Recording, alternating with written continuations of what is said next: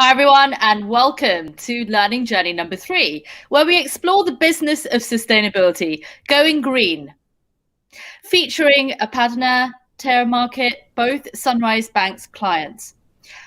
Apadana is a lighting company focused on sustainability, and Terra Market is a zero-waste market in Minneapolis.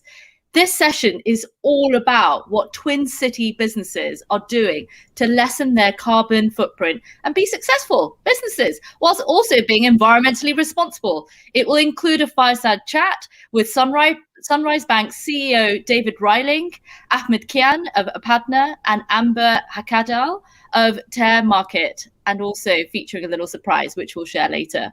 Over to you. We're now going to watch a mini video of a journey, and we'll come back to you straight after that with a fireside chat.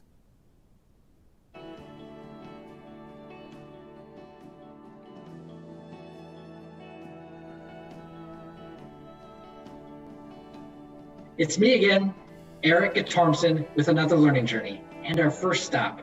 Here we are, 2717 38th Street, South Minneapolis. Enjoy.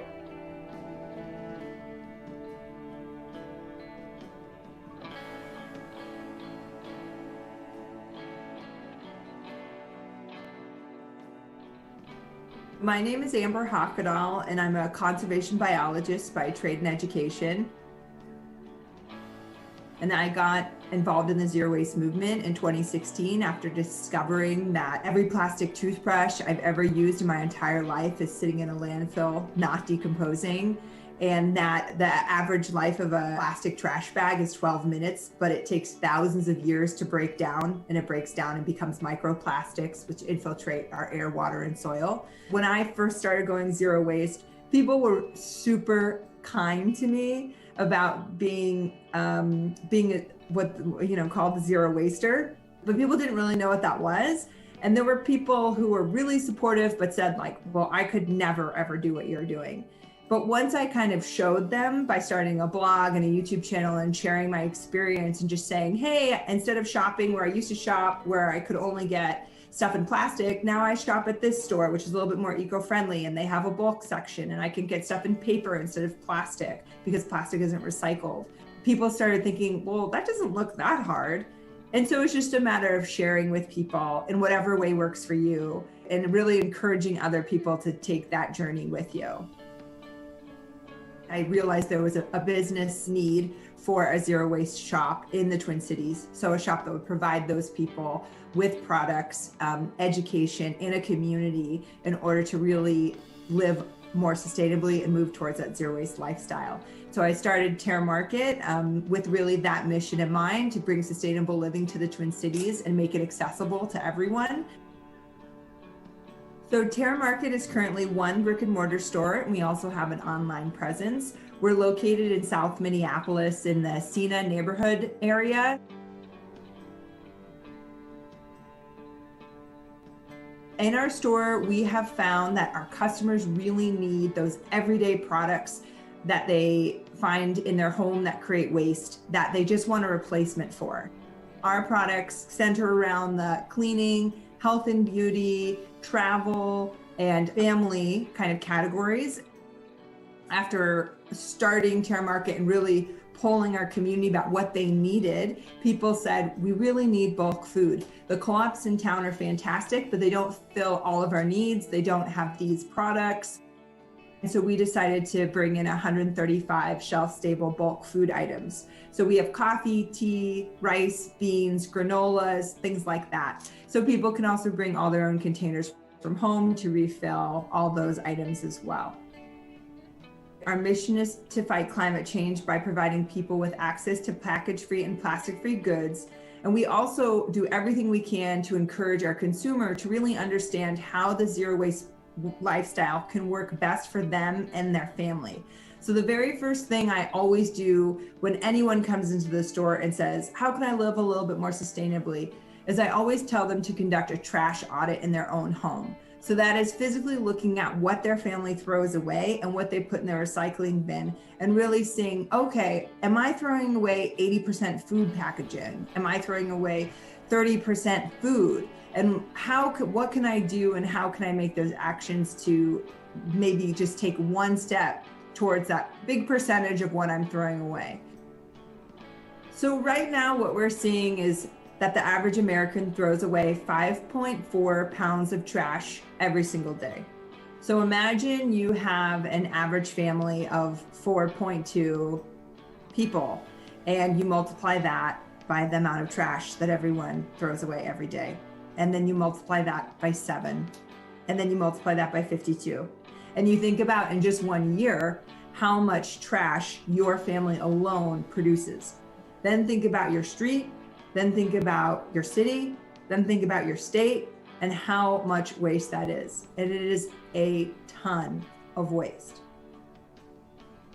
Zero waste is really looking at your whole life, trying to do what you can to eliminate anything you would throw in your trash. Some people also think about their recycling. As I've learned throughout this process, recycling has a huge environmental and carbon footprint. And so a lot of people will also loop into the zero waste movement, the idea of also eliminating your recycling. So you're not throwing anything in your trash can, you're not throwing anything in your recycling. Everything has a circular lifestyle, so you're either reusing it, repairing it, you're finding creative ways to reuse it time and time again.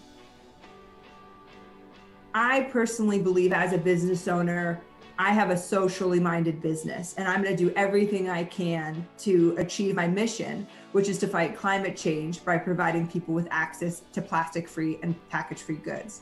Now, I understand not all businesses have a social mission, but I do feel that as citizens of this world and of this environment, if we are all going to continue living and working and breathing the way we are, we all need to make simple swaps to live a little bit more green.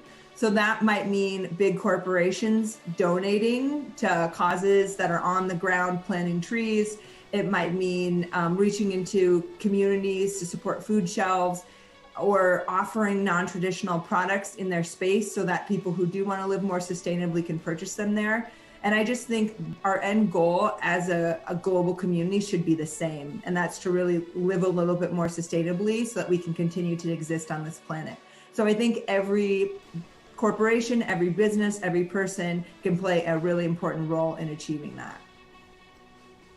How cool is that? Terra Market is one of the country's first zero waste retail stores. And while the concept is still new, there's a real urgency surrounding pollution. For instance, 40% of plastic produced is packaging, used just once and then discarded. Less than a fifth of all plastic is recycled globally. And the average American produces over 4 pounds of trash per day. There's no doubt we have a lot of work to do when it comes to taking better care of our planet. But lucky for us, we've got people like Terra Market to make a difference. Now on to our next stop. We're going to visit another small business devoted to sustainability, but this time it's lighting we'll be talking about. We're headed northwest to Golden Valley. 2360 Nevada Avenue North, Golden Valley is our destination. Enjoy the ride.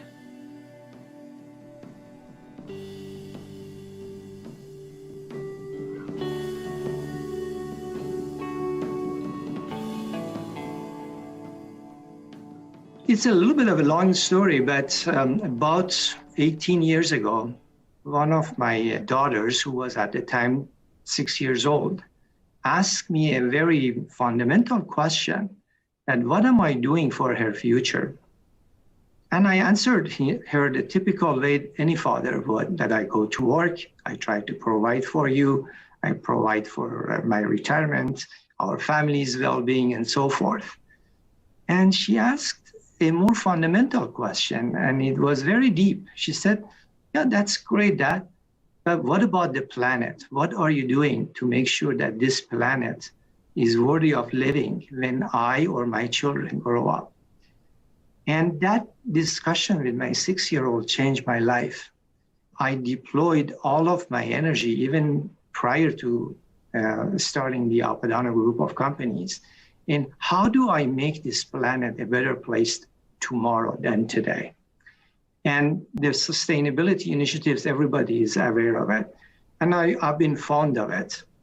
But as we have started to put our signature on via the projects that we are doing, I realized another thing, that sustainability is wonderful, but Is that really what we should stop dreaming to?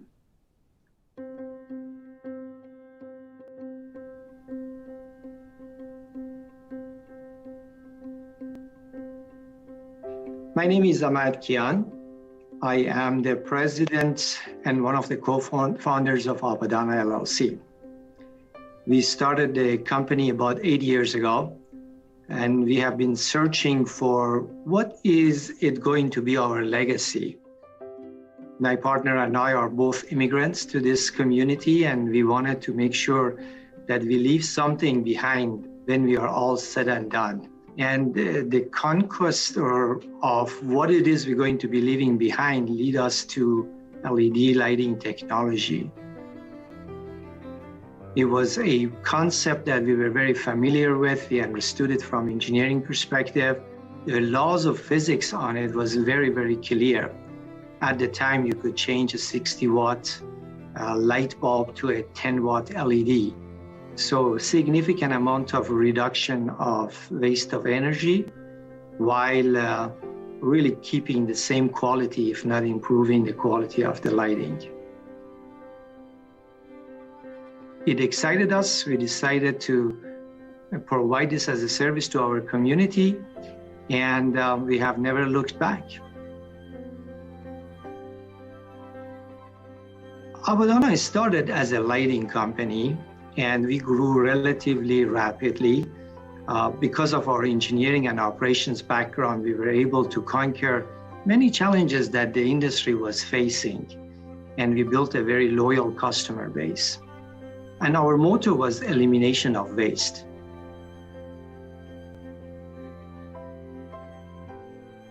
That took us so far, and we realized that we have eliminated the waste, but now we need to find a way to find a renewable source of energy to power the remaining need of the business or the residents that we are working on. And that led us to Apadana Solar Technology, which is a renewable energy company, has many customers across the state and the nation, both commercial and residential solar.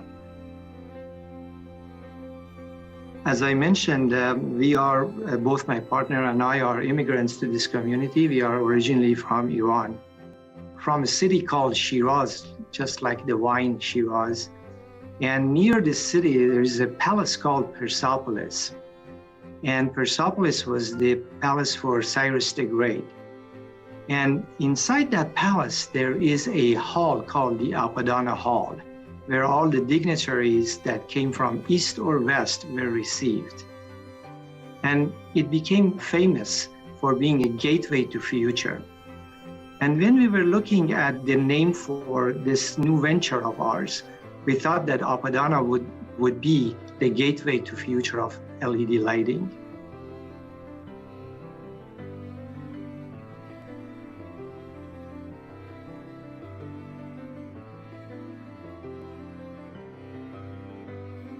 Sustainability is a step toward thrivability.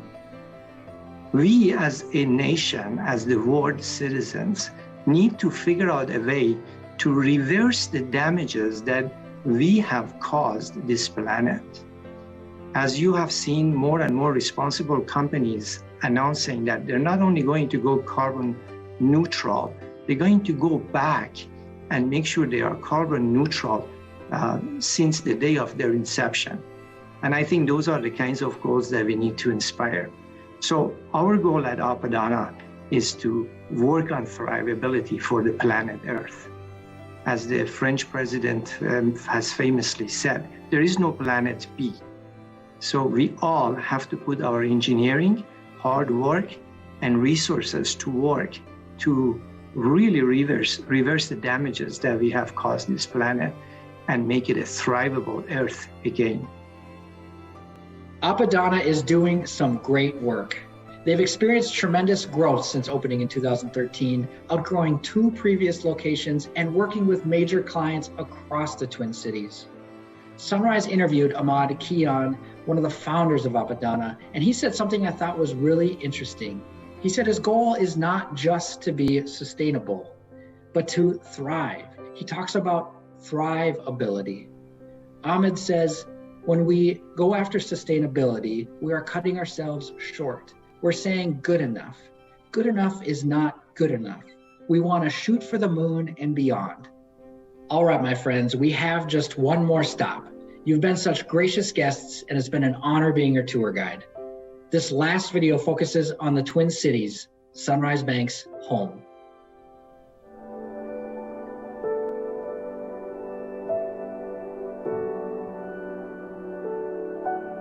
Minneapolis and St. Paul, known collectively as the Twin Cities, have everything you could want in a major metropolitan area. Professional sports, museums, bustling downtowns, and a thriving corporate sector. In fact, the Twin Cities hosts numerous Fortune 500 companies, including Ecolab, Land O'Lakes, and General Mills. However, we're not perfect.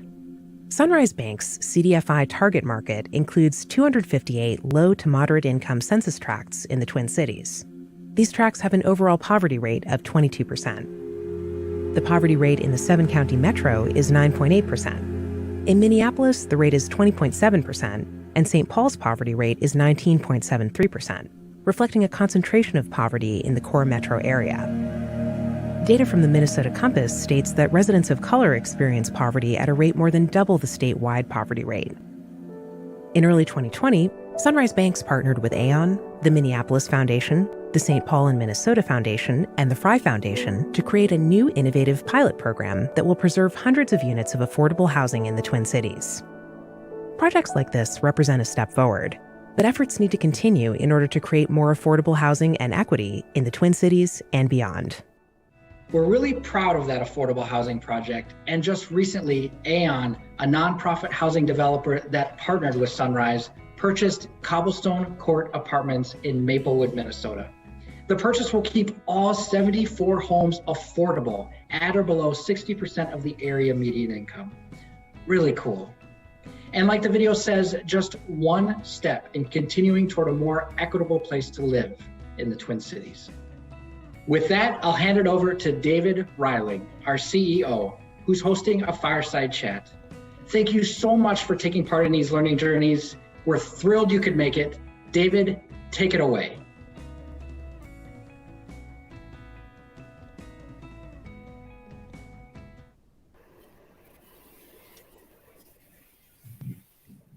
Well, welcome back, everyone. Love those learning journeys. I can continue to watch them. And we have a great lineup for you tonight in terms of a fireside chat. And I did pull a little bit of an audible. I asked Tia to join us. This is her realm and her business. Tia, welcome as a panelist and not a moderator for a change. It's lovely to have you here. One thing I do want to mention is that we do have translation services, I believe, which should be either a link or at the bottom of your screen. And so if you need the translation, please click on that and choose your language of choice. And so Tia, I want to start with you real quick.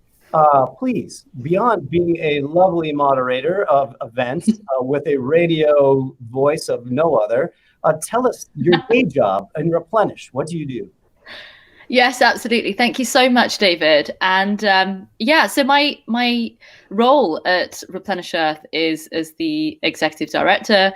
Replenish Earth is a climate resilience and adaptation consultancy that supports governments and businesses on their ESG strategy, risk, and investment. We were founded to support WEF's $3 trillion transition to Replenish Earth.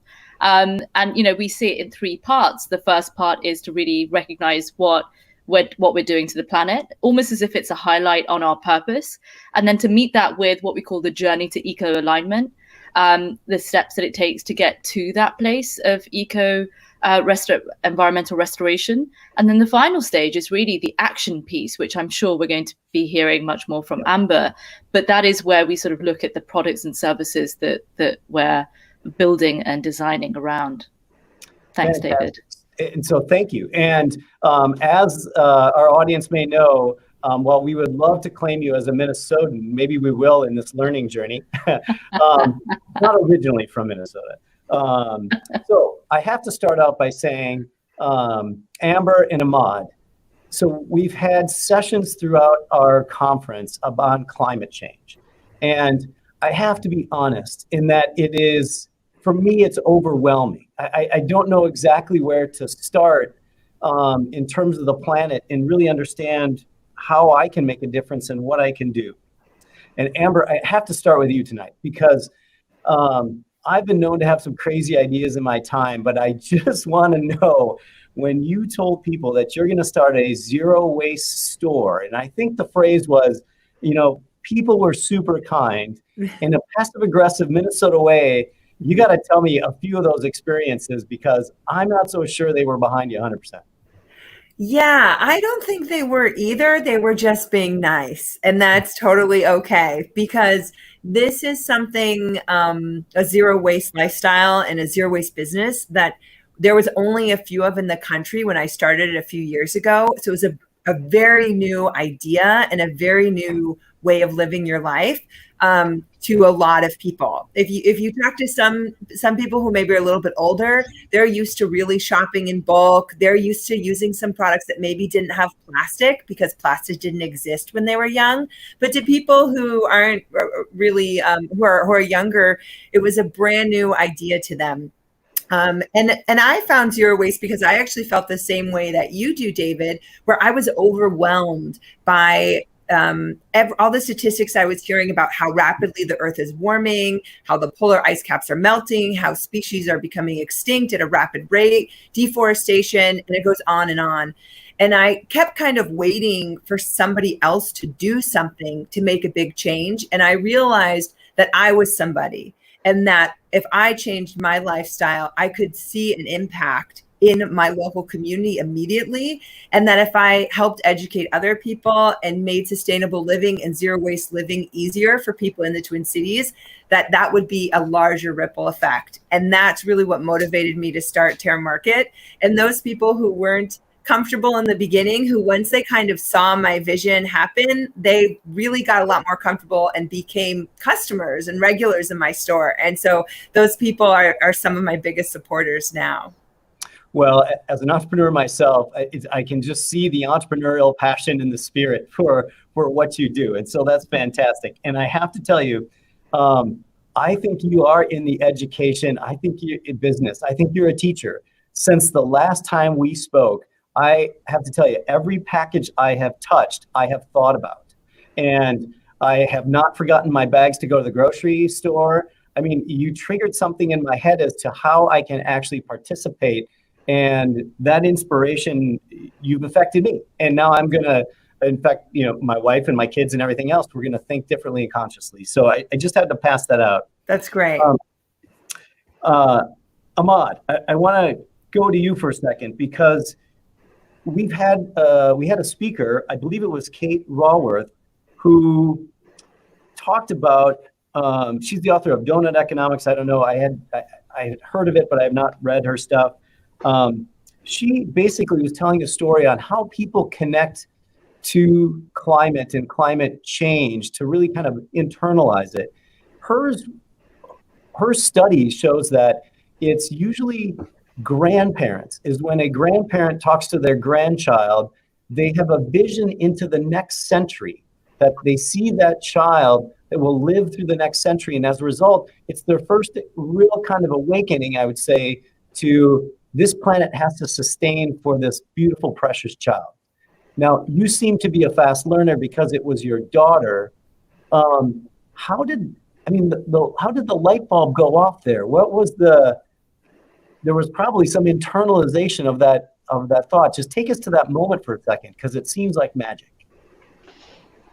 Thank you for the question, David. Yeah, it was magic. I'm an engineer by training, and all my life I prided myself in not enjoying to create waste.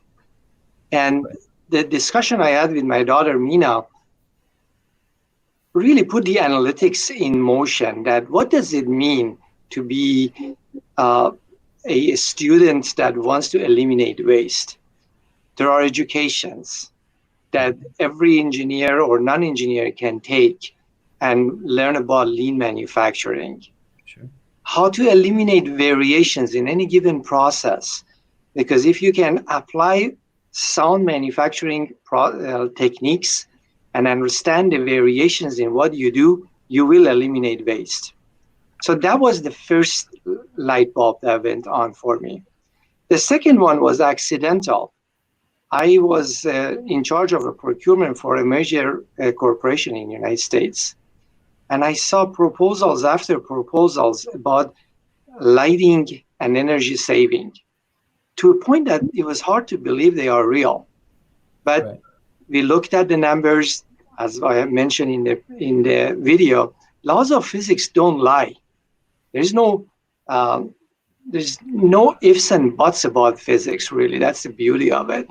And we applied those laws of physics, and we realized there is something in here.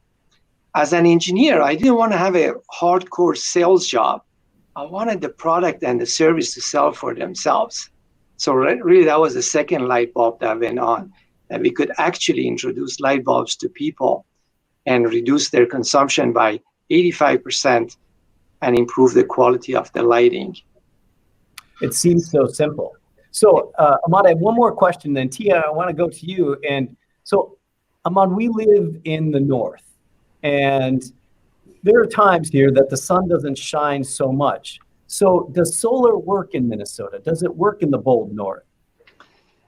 Another interesting question. You have a global audience here, and Germans have prided themselves in their renewable energy mission. When you look at where Minnesota is, we are more or less the same as Germany. And if they could make solar and renewable energy work in Germany, we could make it in Minnesota, which means the rest of the country.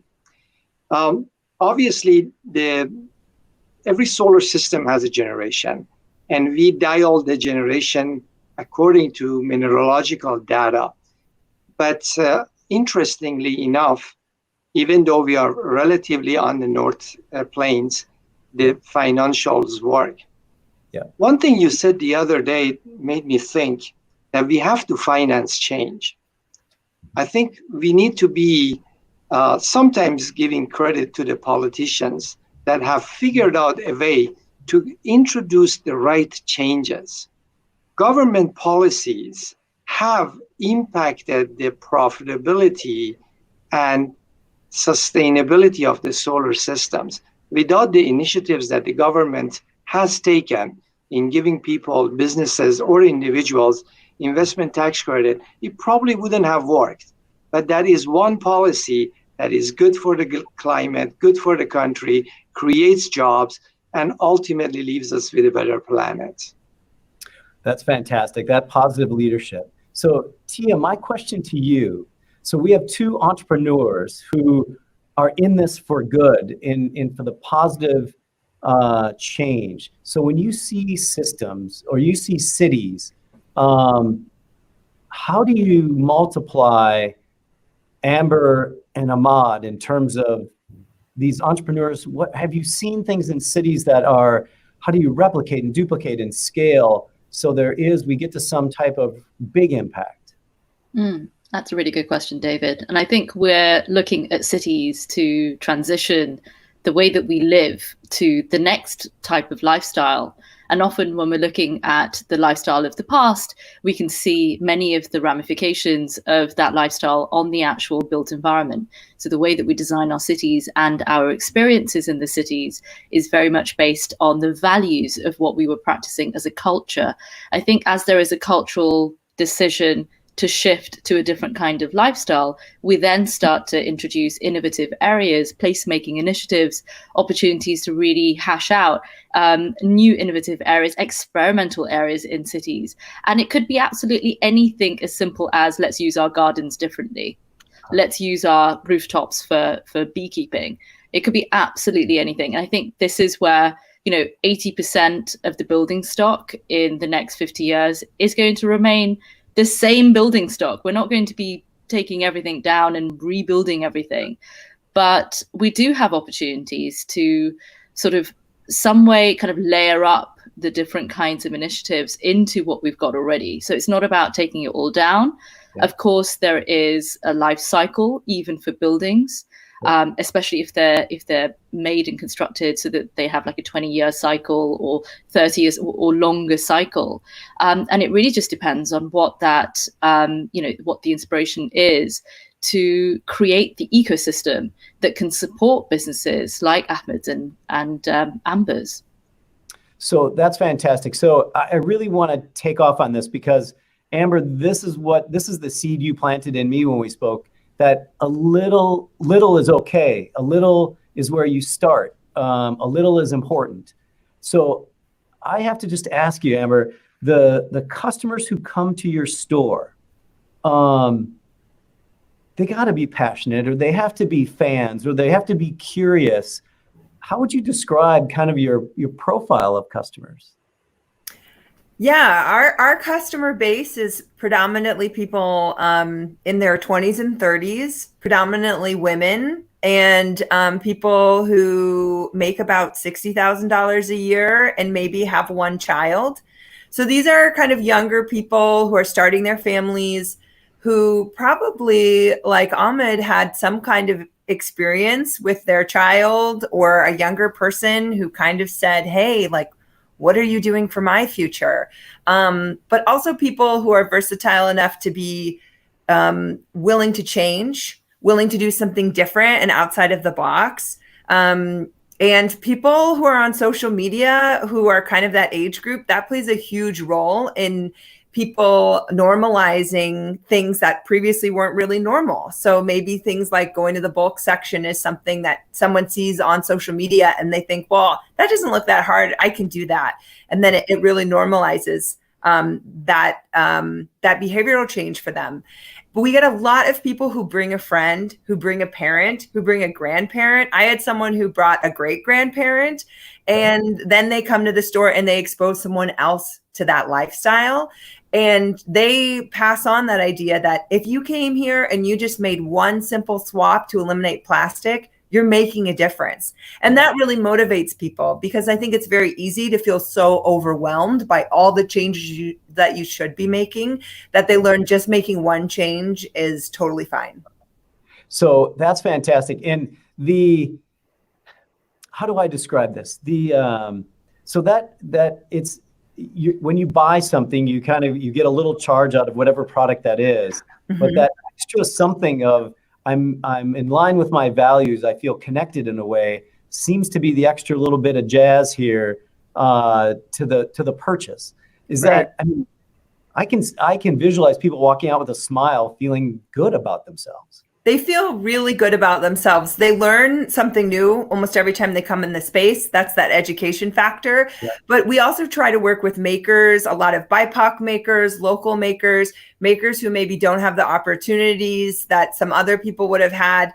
And so we really try to tell everyone, hey, you're buying this product from Umar. And Umar is an immigrant from Somalia, and he lives in Minneapolis, and he has 2 kids. And he makes this bamboo toothbrush, and he comes here every week to deliver it by hand, and he is amazing. And people then feel very connected to the people who made their product. So it's not just I'm purchasing a product and I'm doing good for the environment. It's I'm doing good for my community because I'm shopping local and I'm supporting local makers and entrepreneurs. And that's really what makes the difference. That is cool. So the audience that we have here today is in a similar type of business. We want to do banking, if you will, in a way that makes people feel good and feel connected. I have to tell you just a quick story. I had an opportunity to meet Jerry of Ben & Jerry's, and this was quite some time ago, and it was late at night, and it was one of those longer social events, I'll say, that we were way into a few bottles of wine. And so I'm having a conversation with Jerry of Ben & Jerry's and asking him, what's the secret sauce? How did you become successful? Blah, blah, blah, blah. And he's like, people who come into our store want all natural, organic ice cream. And if that's not their thing, then I don't want them coming in. He drew this line of values that was so strong to me that said, take a stand, man up in a way, if you will, and believe what you believe, and then you will attract people. And I can see people driving all over the Twin Cities to come to your store because they're looking for that connection. So It's exactly right. We've had people drive over 4 hours just to come support us. We had people who bring relatives from Norway who are visiting, who've seen us on social media, who come and they're excited to shop because they feel like they're making a difference by shopping with us. So yeah, it's amazing to see how people feel so connected. It's that community and that business that really melds to make Terra Market successful. Very cool. So, Jerry, may I add something, David? Yeah, please do. You know, I am not as discriminatory as Jerry. I don't care about your values. If you have a roof on your building, you have lights and you have solar. And I want all, regardless of race, color, religion, political affiliation, to think about this. Because we are not in a position to be choosy. We have to fight this battle. We are behind. Just like we're not quarterbacking a game that we are 30 points behind. We need to find every receiver, every running back, and full power play on. You just stole my question, and that was, you know, a watt of solar is now cheaper to produce than coal. And so my question was going to be, hey, are we done? Is this just going to flow? You're going to put solar on every roof? What are the resistance when you're talking to people? What's the resistance to doing solar or putting it on the roof? The resistance is always about education. Unfortunately, we don't do as good of a job educating the public. There is a myth that solar is expensive. It is. But when you look at the return on your investment, I can't find very many investments that will have an ROI as high as solar. So it is all about education, in my opinion. Got it. I have one more question on the solar, and that's really about storage. Have we solved the storage problem? The storage problem is being solved every day. As major Fortune 100 companies are investing in it, it's getting better and better and better. But it is not where the rest of the solar system is yet. But it will get there. I would say in the next 2 or 3 years, we will be able to crack that nut. As the electrical vehicles are rolling out of these factories, the storage technology is improving because all of these Fortune 500 companies are investing in it. But we will also need leadership from the governments, not only in the United States, elsewhere as well. Because without the government leadership, unfortunately, these baby technologies will not be able to get as strong as we would want them. A little bit of help up front would allow them to become sustainable down the road. So I just heard a story. I was on a call with an entrepreneur investor, and he was into hydrogen, but he was talking about the same type of storage of energy issue. And he said, people were asking him, how do you store energy? And he goes, well, it's simple. We pump water up a hill, and then we let it run down, and it turns a turbine, and we get about 70%. We reclaim 70% of the energy. And he goes, but we've just made a huge breakthrough. He goes, it's a power crane. And I don't know, I'd ask Martin, who's in Switzerland. The first one, the prototype is in Switzerland. It's just a crane with a big concrete block on a wire, and they lift a 20-ton or whatever it is piece of concrete. And when they need the energy, they lower it down. And he goes, it's fantastic. We get 80%. He goes, we picked up 10% in efficiency. And, you know, he was an engineer too. He was losing his mind in terms of, you know, the math. And to me, it was so primitive. But the fact is, he goes, I already have $10 billion worth of orders for power cranes across the globe. And so there are governments, I think, in both private enterprise who are starting to realize if we can store the energy, this is a very efficient way. We can use it when we need it. It's coming. I really do believe and see that we're fixing the storage problem. And he was very optimistic as to how we will figure out storage beyond just batteries and so forth. So, Tia, I don't know if you've seen any other type of innovations or things around cities that just stick out in your mind as, boy, I saw this in this city. Anything there? Yeah, I mean, there's so many examples of that. And, you know, at the top of my head, whether you're looking at ancient cities like those in Syria, or you're looking at more modern cities like those in the Middle East, where you've got Masdar City, the first zero carbon, zero waste city that was designed to this purpose of living smart. Ultimately, life is an experiment, and cities are environments where you can experiment all sorts of imaginative ways. Everything that we have designed in our cities, from the way that my laptop works to the way that, you know, the lights work in this room, everything has been designed. Yeah. And so, you know, if you've got the imagination, you can turn that into a reality. I think, kind of referencing back something that you said earlier, which was this, you know, what do you do with a storage problem? I think everything is a problem statement. Everything has a problem statement. It's just that we've decided, okay, we've got that piece now. Why don't we look at the other factors that then sort of plug in? And who can look at COVID? You know, do you think we can create a vaccination? We don't know what it is yet, but yeah, let's go and figure it out. So I think there is now not just a sort of a focus on one item, but I think we have multiple disciplines working at the same time across the globe. And one of the biggest factors for that is the asymmetry of the experience of the climate disasters. So if you look at the, you know, the bushfires in Australia, perhaps somebody in California would understand them. Sure. But somebody in the UK who doesn't have those kinds of fires, perhaps at the doorstep, is most likely not going to experience the sort of embodied kind of response to not being able to go outside and breathe clean air. So I think there's a number of these really cool experiments, like for a project that we did recently, June, actually last year, we created an accelerator for a number of students who are really interested in climate challenges. And one of the students came up with this device, a very small device that you could put inside your fridge. The number of items of food that actually go to waste, even in your own kitchen, is actually quite high. And so when doing a waste audit, they found that food waste was at the highest point in comparison to all other items in the house.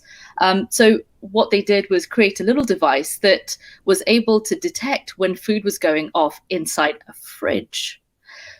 So it would then reflect back to the app and tell you, tomatoes are going off. Maybe you should make that tomato soup that you really like to make. And I think it's that relationship between what's happening right now, how does that relate to you, and how can that be personalized? Absolutely. I love it. The beauty is in the problem, and the innovation is usually in the problem. It's just a matter of getting into that problem and understanding it. Amber, I want to come to you quick. We don't have much time left. Because Tia just triggered something in my mind about audits. And so I want to come to that, but I want to know, what's the most popular product in your store? It's very unexciting, but it's dishwashing powder. Dishwashing powder, in bulk, yeah. I imagine. Because everyone uses dishwashing powder, and right now everyone is home doing a lot of dishes. For sure. Yeah. Yeah. That's great. And so tell me, this was, I think I asked you this question, how do you get started? You talked about doing a waste audit. What's a waste audit? Yeah, waste audit is simply where you look at your trash, physically go get all the trash cans in your house and look through them. It's very exciting, but it'll tell you exactly what you're throwing away and where you're creating waste. And if you break it out into, in my bathroom, 90% of my waste is X. I bet if you looked even on Google and just said, what's a replacement for cotton swabs that's more environmentally friendly? What's a replacement for dental floss that isn't plastic based? You would find solutions right there that you could swap out, and you could start eliminating that waste in your trash right away. And that's a great way to just find out what your behavior is and make changes as to what you can do to make a difference in your home in terms of your waste. Spectacular. I love it. I love practical tips like that. Mm-hmm. Now, Ahmad, we don't have time for a last question, but I'm going to reference your video because I love this. Cyrus the Great, the Apadana Hall is the gateway to the future. And so even small things are a gateway to our environmental future, into our sustainable planet. And so I think the challenge for everybody on this call and for their clients is to think of that Apadana Hall to be that gateway for the future and a better one. I want to thank Ahmad. I want to thank Amber and Tia. Thank you so much for joining us tonight. You guys were fantastic. We appreciate your time and your effort and your inspiration in teaching us how to be better citizens, quite frankly. Thank you. Thank you. Thank you.